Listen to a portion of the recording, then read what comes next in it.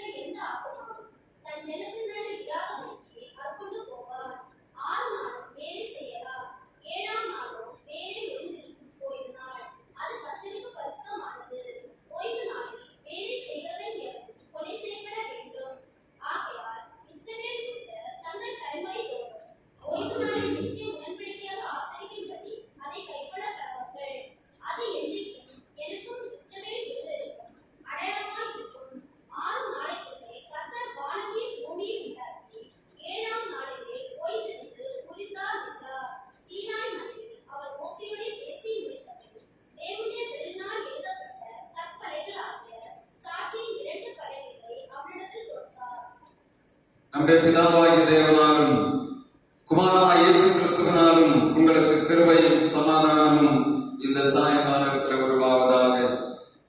தேவ பிள்ளைகளாகிய நாம் அவருடைய சமூகத்தில் வரும்போது அவர் நம்மை ஆற்றுகிறார், தேற்றுகிறார், பலப்படுத்துகிறார், தைரியத்தை தருகிறார்.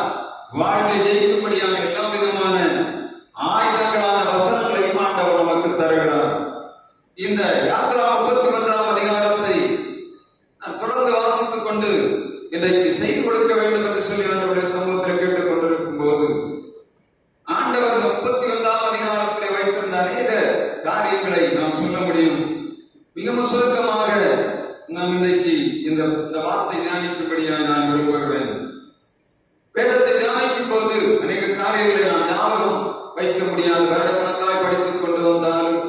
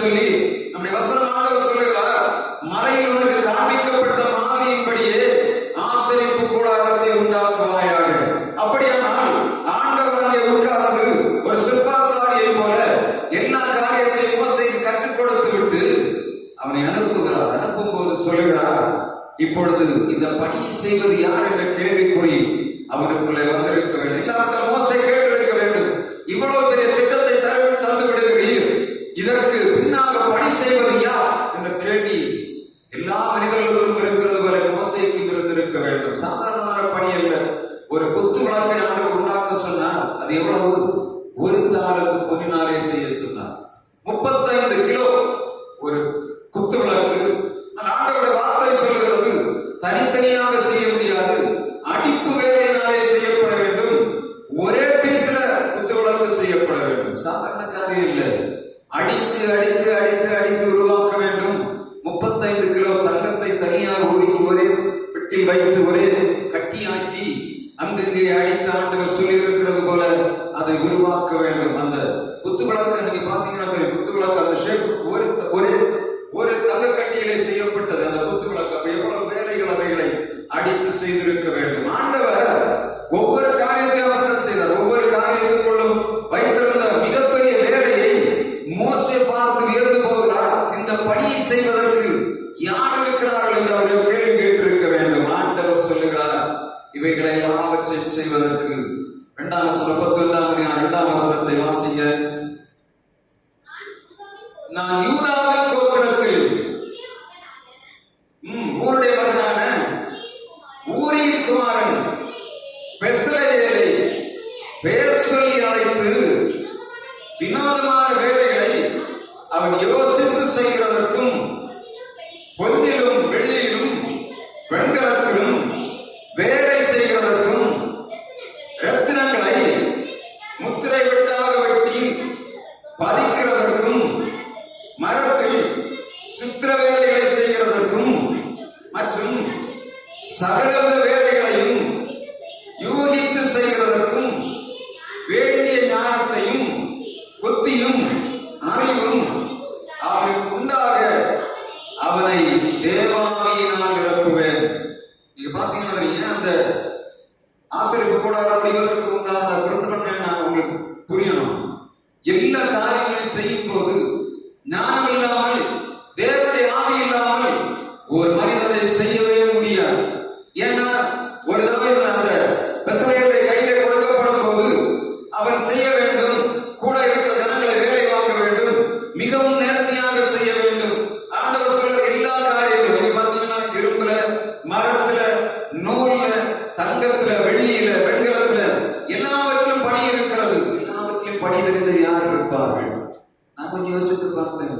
ஒருவேளை ஒரு மனிதனுக்கு ஆண்டவர் கொடுத்தால் தங்கத்திலே வேலை செய்கிறவன் தங்கத்தை மட்டும்தான் வேலை செய்ய தெரியும். இரும்பை வேலை செய்கிற இரும்பில் மாத்திரம்தான் வேலை செய்ய தெரியும். வெள்ளியில வேலை செய்கிற வெள்ளியில மாத்திரம்தான் வேலை செய்ய தெரியும்.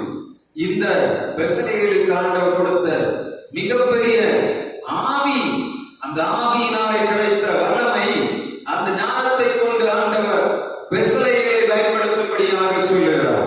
அவனுக்கு கூட சேர்த்து இன்னொரு ஆளையும் கூட ஆண்டவர் எடுக்கிறார்.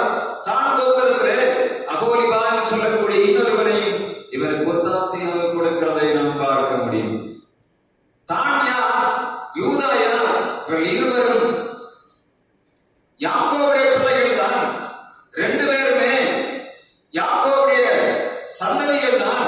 ஆனால் 2 பேருக்கு வித்தியாசத்தை ஆண்டவர் வைத்திருந்தார். முதலாவது, இந்த பெஸ்லெயேலுக்கு யூதா கோத்திரத்திலே பிறக்கிறவனுக்கு சகலத்தையும் செய்யக்கூடிய வேலையும் அவனுக்கு உதவியாக தான் கோத்திரத்திலிருந்து அகோலிபாவையும் ஆண்டவர் கொடுக்கிறதை பார்க்க முடியும். ஒவ்வொரு மனிதனுக்கும் ஆண்டவர் வித்தியாசமான வேலைகளை கொடுத்திருக்கிறார். மிக தெளிவாக ஆண்டவருடைய வார்த்தை சொல்கிறார். அவருடைய பணியிலே அவர்கள் சிறந்து விளங்கும்படியாய் ஆண்டவரே அவர்களை ஆவியினாலே நிரப்புகிறார். ஒரு ஆள் செய்கிற வேலை இன்னொரு செய்யவே முடியாது. நம்ம நினைத்து பார்க்கலாம், இது வந்து அற்பமான காரியம் தானே, நாம் செய்து விடலாமே, முடியவே முடியாது. என்று சொன்னால் ஆண்டவர் ஒரு காரியத்துக்கு ஒரு மனிதனை உருவாக்கும் போது அவனுக்கு அதற்குரிய ஞானத்தை கொடுக்கிறார், அவனுக்கு தேவ ஆவியை கொடுக்கிறார். ஆண்டவருடைய பணிமுட்டுகளை சரியாக செய்யும்படியாகும், அவருடைய ராஜ்யத்தை கட்டெழுப்பும்படியாகும், அவருடைய ஆசரிப்பு கூடாரத்தை சரியாக நிர்ணயிக்கும்படியாகும் தேவன் ஆவியினாலே நிரப்புகிறார். வேலை செய்து முடித்தவரை தான் தெரியும்.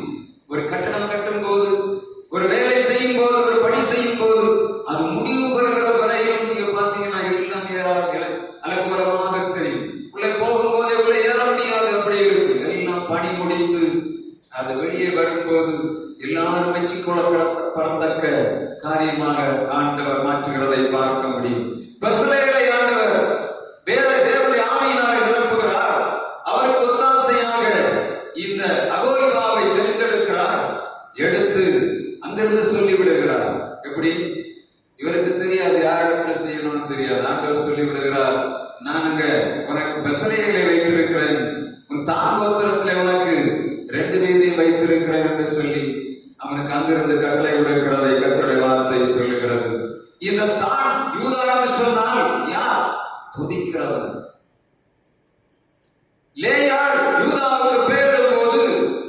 கர்த்தர் என்னை யூதாவிற்கு தந்தார், இது முதல் நான் கர்த்தரை துதிப்பேன் என்று சொல்லி அவனுக்கு ஆசீர்வாதம் வைக்கிறதை பார்க்க முடியும். தான் யார்? இந்த ராகேல் மலடியாய் இருந்தபடியினாலே அவளுக்கு கொடுக்கப்பட்ட வேலைக்காரியாகிய பில்காளிடத்திலிருந்து உருவான மகன்தான் தான்.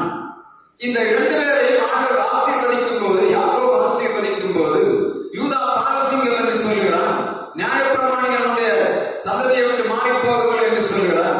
ஆனால் தானை பற்றி ஆண்டவர் ஆதியாகமம் 49ஆம் அதிகாரம் 16 வசனத்தை வாசிக்கும் போது அவனுக்கு ஒரு ஆசீர்வாதத்தை கொடுக்கிறார். வாசித்து பாருங்க. ஆதியாகமம் 49:16. தான் இஸ்ரவேல் கோத்திரங்களில் ஒரு கோத்திரமாகி தன் ஜனத்தை நியாயம் விசாரிப்பான். தான் குதிரையின் மேல் ஏறி இருக்கிறவன் மல்லாந்து விடும்படியாய் அதன் குதிகாலை கடிக்கிறதற்கு வழியில் கிடக்கிற சர்ப்பத்தை போலவும் பாதையில் இருக்கிற அது விரியனை போலவும் இருப்பான். யூதாவுக்கு கொடுத்த கர்த்தர் கொடுத்தான் ஆசீர்வாதம் அவன் பாலசிங்கம். தானுக்காக அவர் கொடுத்த ஆசீர்வாதம் விரியன் பாம்பு. பாலசிங்கம் அந்த விரியன் பாம்பை கொடுக்கிறார். தான் மன்னாந்து விடும்படியாய் குதிரையிலிருந்து விடுகிறவன் மன்னாந்து விடும்படி அவன் காலை கடைக்கும்படியாக காத்துக் கொண்டிருக்கிற ஒரு ஆசீர்வாதத்தை அவனுக்கு வைக்கிறார். நீங்க பாத்தீங்கன்னா தெரியும், ரெண்டு பேரும் எதிர்ட்டையானவர்கள். யூதாவின் பாலசிங்கம், தான் யார்? ஒரு விரியன் பாம்பு அடையாளமாக ஆண்டவர் சொல்லுகிறார். ரெண்டு பேரை சேர்த்துக் கொண்டுதான் ஆசரிப்பு கூடாத பணியை ஆண்டவர் செய்கிறதை பார்க்கிறோம்.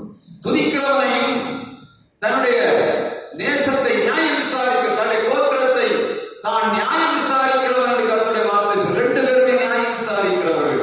தான் ஒரு கோத்திரமாகி தன்னுடைய கோத்திரத்தை நியாயம் தீர்ப்பான், யூதா ஒரு கோத்திரமாகி அவனும் நியாயம் தீர்ப்பான் என்று கர்த்தருடைய வார்த்தை சொல்லி யாருடைய கையிலே ஆண்டவர் கொடுக்கிறார்? யூதாவின் கையிலும் தானுடைய கையிலும் ஆண்டவர் கொடுக்கிறதை காண முடியும். 12 கோத்திரங்களிலே மிகவும் பிரதானமாக யோசேப்பு கோத்திரம் சொல்லப்படுகிறது. யோசேப்பை அந்த தகப்பன் ஆசீர்வதிக்கும் போது ரெட்டிப்பான ஆசீர்வாதத்தை கொடுத்து ஆசீர்வதிக்கிறான். ஆனால் தானையும் யூதாவையும் ஏன் ஆண்டவர் தெரிந்தெடுத்தார் என்று சொன்னார்?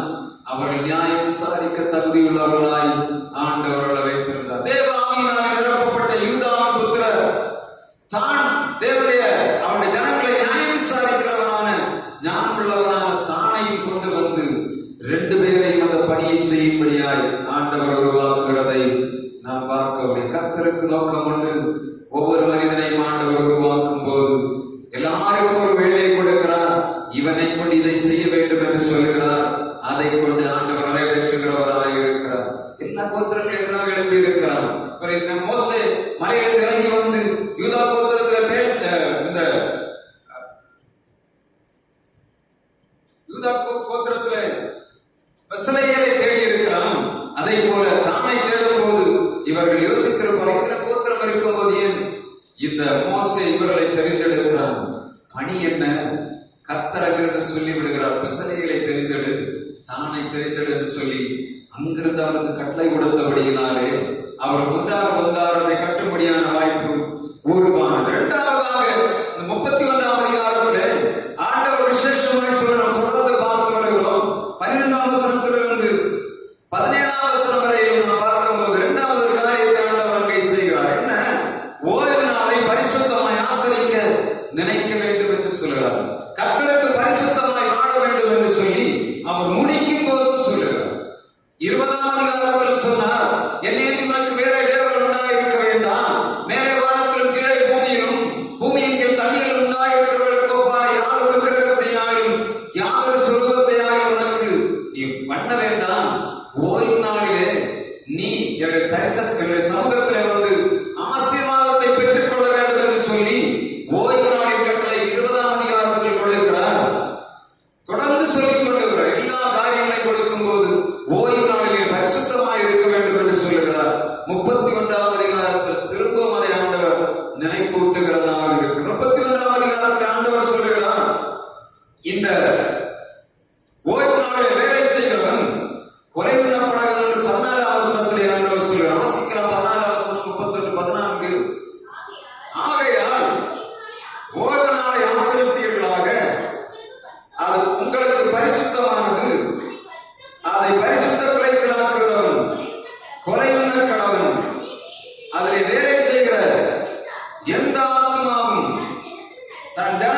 கூடாதபடி கொண்டு போவான்.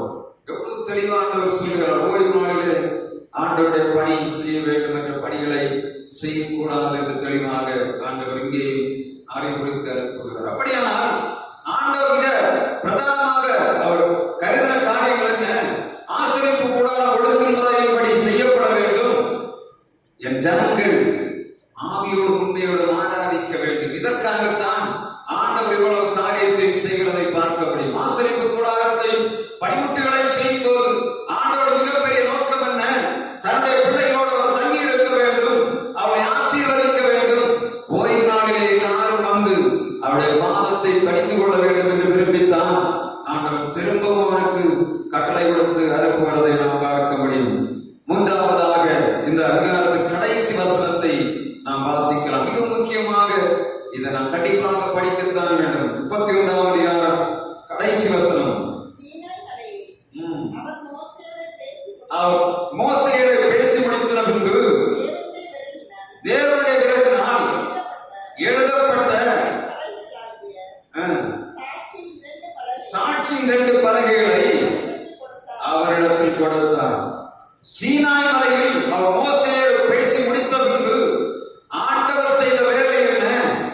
கற்பனைகள் கட்டளைகள் எழுதப்பட்ட 2 கற்பலகைகளை மோசேயிடத்திலே கொடுக்கிறார். கொஞ்சம் யோசித்து பாருங்க. இந்த கற்பலகை யார் செய்வது? யார் செய்தது? ஆண்டவரே செய்தார். எழுதினது யார்? ஆண்டவரே எழுதினார். ஆண்டவர் எழுதும் போது அவருடைய விரலினாலே அவர் எழுதினதாக வேதம் சொல். தன் விரலினாலே எழுதப்பட்ட கற்பலகைகளை மோசேயிடத்திலே கொடுத்து ஜனங்களிடத்திலே கொண்டு வருகிறார். சாட்சியின் இந்த கற்பலகைகள் என்று சொல்லப்படுகிறது. என்ன சாட்சி அங்கே சொல்லப்படுகிறது? டெஸ்டிமனி என்று சொல்ல. டெஸ்டிமனி அந்த சாட்சி. நான் உன்னை ஆசீர்வதிப்பேன். என்ன சாட்சி? 20ஆம் அதிகாரத்தில் யாத்திராகமத்திலே சொல்லுகிறார். என்னை என்று உனக்கு வேற தேவர் உண்டாய். ஒரு காரணம் என்ன? உன்னை எகிப்தின் அடிமைத்தனத்தில் மீட்டெடுத்துக் கொண்டு வந்த கர்த்தர் நானே என்பதை அறியும்படியாக கற்பலகையை சாட்சி வைக்கிறேன். உன் பிள்ளைகள் ஓய்வு நாளை ஆசரிக்க வேண்டும் என்பதற்கு சாட்சியாக நான் ஓய்விருந்தேன். அதற்கு சாட்சியாக சாட்சி பலகை உனக்கு தருகிறேன் என்று சொல்லி அனுப்புகிறார். மனுஷன் இவைகளை செய்யக்கூடாதோ அவைகளை செய்யும் போது அவருடைய வாழ்க்கையில மோசமான காரியங்கள் நடைபெறும் என்பதற்கு சாட்சியாக பலகை கொடுத்து அனுப்புகிறார். இரண்டாவதாக இந்த மோசே மலைக்கு போயிருக்கிறான். ஆண்டவரோடு பேசினது சரிதான். திரும்ப வரும்போது ஜனங்கள் பார்ப்பார்கள், போய் என்ன அங்கே செய்துவிட்டு வந்தா வருந்தையாக வந்திருக்கிறாரே என்று ஒருவேளை யோசித்திருக்க வேண்டும். எனவே ஆண்டவர் சொல்லுகிறார், மோசேயை கையிலே ஒரு கற்பலகை கொடுத்து அனுப்புகிறார். அந்த கற்பலை மனிதன் செய்யக்கூடாத கற்பலகை, ஆண்டவரே செய்த கற்பலகை. அது எவ்வளவு வித்தியாசமாக இருந்திருக்கும் என்று தெரியாது. இதை ஜனங்கள் பார்த்திருப்பார். இது மனுஷன் செய்ய முடியாது. என்ன சாட்சி? ஆண்டவர் அந்த பலகையை உருவாக்கினார் என்பதற்கு சாட்சி என்ன? அவரே உருவாக்கின டிசைன்ல அவனுக்கு 2 கற்பலைகளை கொடுத்து அனுப்புகிறார். ஜனங்கள் பார்க்கும்போது மோசே தேவனை தரிசித்து விட்டு வந்திருக்கிறான், அவரிடத்தில் இதை பெற்றுக் கொண்டு வந்திருக்கிறார் என்பதற்கு ஜனங்களுக்கு முன்பாக சாட்சி வைக்கும்படியாக அந்த பெட்டி, அந்த சாட்சி கற்பலகை ஆண்டவரிடத்திலே கொடுத்து அனுப்புகிறதை பார்க்க முடியும். கொடுத்துவிட்டு வசனம் சொல்கிறது, தன்னுடைய விரலினாலே எழுதினார். ஆண்டவருடைய விரல் எவ்வளவு பெரியது என்பது உங்களுக்கு தெரியும். எகிப்தின் அடிமைத்தனத்திலிருந்து இஸ்ரவேலர்களை விடுதலையாக்கும் போது பேர்கள் என்று சொல்லக்கூடிய ஒரு வாதையை ஆண்டவர் அங்கே அனுப்புகிறார். எகிப்தின் மந்திரவாதிகள் எல்லாம் வந்து ரத்தத்தை உருவாக்கினார்கள், பாம்பை உருவாக்கினார்கள், கொள்ளை என்ற முதலாவது காணப்பட்ட 2 வாதைகளை உருவாக்க தவளைகளை உருவாக்கினார்கள். ஆனால் பேர்களை உருவாக்க முடியவில்லை. எல்லாம் முடித்துவிட்டு சொல்லுகிறார்கள், எகிப்தின் மந்திரவாதிகள் சொல்லுகிறார்கள், இது எகிப்து கர்த்தருடைய விரல் என்று சொன்னார். அப்படியானால் ஆண்டவருடைய விரல் என்ன செய்தது? அங்கே நன்மை செய்ததை யாருக்கு? இஸ்ரவேலர்களுக்கு நன்மை செய்தது. எகிப்தியரை பாதித்ததாக கர்த்தருடைய வார்த்தை சொல்லுகிறது.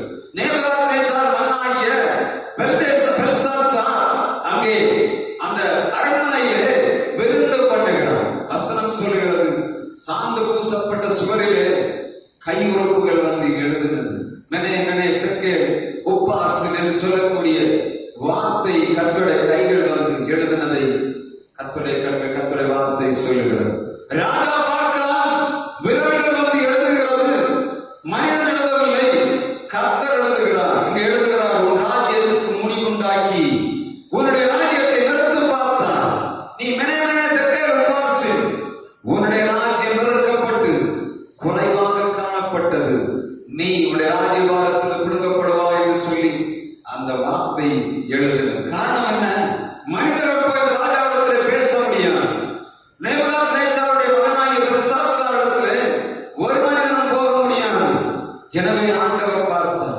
இந்த மனுஷனுக்கு அறிவிக்க வேண்டும் என்று சொன்ன தன்னுடைய விரலை கொண்டு ஆண்டவர் எழுதினார். உலகத்தில் நாம் பார்க்கும்போது கண்களுக்கு முன்பாக மனிதர்கள் விரலை பார்த்தார்கள், எய்த்து ஜனங்கள் மறைமுகமாக பார்த்தார்கள். நேபுகா பேச்சாருடைய மகனுடைய காலத்திலே கை விரல்கள், ஆண்டவருடைய கை விரல்களை மனிதனே பார்த்தார்.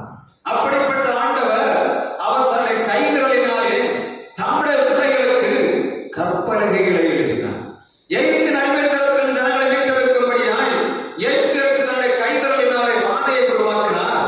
அதே ஆண்டவர் இந்த பெருமை பிடித்த ராஜாவின் மகனாகிய பெல்சாத்சாருக்கு தண்டனை கொடுக்கும்படியாய் தன் கை விரலினாலே எழுதினார். சங்கீதக்காரன் சங்கீதம் 8ஆம் அதிகாரம் 3ஆம் வசனத்திலே சொல்லுகிறார், உமது விரல்களின் கிரியையாகிய நீர் படைத்த சந்திரனை நட்சத்திரங்களை நான் பார்க்கும்போது மனுஷனை நீ நினைக்கிறதற்கும் அவனை விசாரிக்கிறதற்கும் அவனை மாத்திரம் என்று சங்கீதக்காரன் எழுதுகிறார். கர்த்தருடைய விரல் எதை உருவாக்கிற்று? சூரிய சந்திர நட்சத்திரங்களை உருவாக்கிற்று என்று சொல்லுகிறார். அதே கரம் நம்முடைய பிள்ளைகளுக்கு கற்பலகையிலே கட்டளைகளையும் கற்பனைகளையும் எழுதி கொடுத்தது. எவ்வளவு விசேஷமான ஆண்டவர்! பாவிகளுக்காக இரக்கமுள்ள ஆண்டவர். எல்லா வணங்காக்களத்தில் இஸ்ரவேல் ஜனங்கள் மேல் கரிசனை உள்ளவரான ஆண்டவர் இந்த ஜனங்களுக்கு நன்மை செய்யும்படியாய் தன்னுடைய கைகளினாலே கற்பலகை எழுதி அவருடைய கையிலே கொடுத்து விடுகிறதை பார்க்க முடியும். அந்த கற்பலகையிலே ஆண்டவர் தன் கைகளினாலே எழுதினார். இந்த கற்பனையை உலக மனிதன் கடைசி வரையில் கடைபிடிக்கவே இல்லை. எனவே தான் ஆண்டவர் தன்னுடைய செல்லுக்குமான இயேசு இந்த உலகத்திலே அனுப்பினார். பாவத்தில் விடுதலை ஆகும்படியாய், இந்த நியாய பிரமாணத்தில் 10 கட்டளைகளை நிறைவேற்றும்படியாய் தன்னுடைய செல்லுக்குமான இந்த உலகத்திலே அனுப்பினார். கை விரல்கள், ஆண்டவருடைய விரல்கள் நமக்கு ஆயத்தமாக வைக்கப்பட்டிருக்கிறது. பயந்து போகக்கூடாது. எப்பொழுதெல்லாம் தேவ பிள்ளைகள் நெருக்கப்பட்டார்களோ கர்த்தருடைய விரல் இறங்கினதை நீங்க கவனிக்கணும். ஒன்றும் கவலைப்படாமல் செய்யாமல் என்று ஜெயமெடுக்கும்படியாக ஆண்டவர் எதிர்பார்க்கிறார். கர்த்தருடைய வல்லமை மாறி போகவில்லை. அவருடைய விரல் வெளிப்படும் போது சத்துருக்களுக்கு வாதை உண்டாகும். அவருடைய விரல் வெளிப்படும் போது சாந்தமுட்ட பூசப்பட்ட சுவரிலே எடுத்து வரும். கர்த்தர் வெளிப்படும் போது, விரல் வெளிப்படும் போது சூரிய சந்திர நட்சத்திரங்கள் உருவாக்கப்படும். கர்த்தருடைய விரல் வெளிப்படும் போது கர்த்தர் நமக்கு நியாய பிரமாண சட்டத்தை எழுதி கொடுத்திருக்கிறதை நமக்கு நினைப்பூட்டுகிறவராக இருக்கிறார். எவ்வளவு மகத்துவமான ஆண்டவர் தெரியுமா?